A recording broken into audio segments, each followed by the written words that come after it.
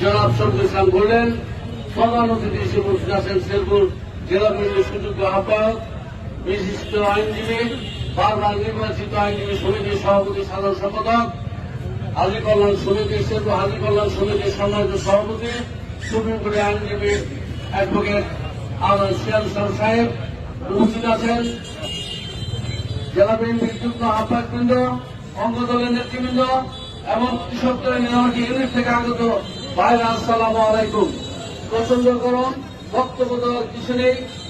আপনারা সকলেই জানেন এই একটি বছর হতে চলল প্রিয় ভাইরা আমার।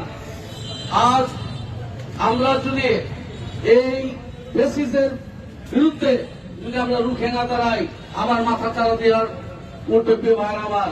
অলরেডি গোপালগঞ্জে মাথা চারা দিয়ে উঠেছে প্রিয় ভাইরা আমার। আমাদের প্রতিটি ভাইদের এলাকা এলাকায় পাহারা দিতে হবে প্রিয় ভাইরা আমার।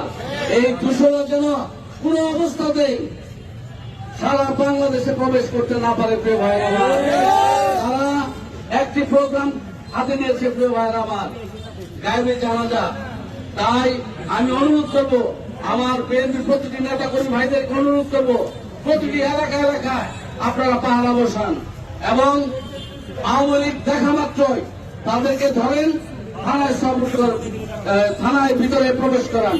প্রিয় ভাই আমার, আমাদের সজাগ থাকতে হবে। সামনে অনেক ষড়যন্ত্র হচ্ছে প্রিয় ভাই আমার। সেই ষড়যন্ত্র রুখতে হলে আমাদের ঐক্যবদ্ধভাবে কাজ করতে হবে প্রিয় ভাই আমার। আমরা ঐক্যবদ্ধভাবে প্রতিটি মোকাবেলা করে যাবো প্রিয় ভাই আমার।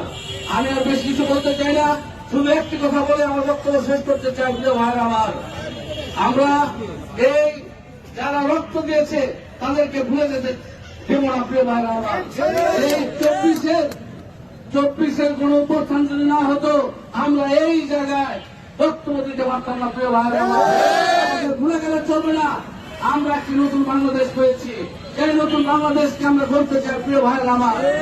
এই সঠিক ভোটের মাধ্যমে আমাদের সর্বোচ্চ চেয়ারম্যান জনাব তারেক রহমানকে প্রধানমন্ত্রী করতে চাই প্রিয় ভাই আমার। আমাদের এলাকায় কোন অবস্থাতেই বিএনপির কোন দুর্নাম করা যাবে না প্রিয় ভাই আমার।